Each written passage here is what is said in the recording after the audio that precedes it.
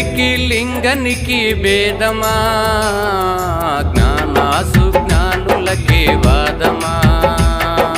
రంగనికి లింగనికి భేదమా జ్ఞానాసుజ్ఞానులకే వాదమా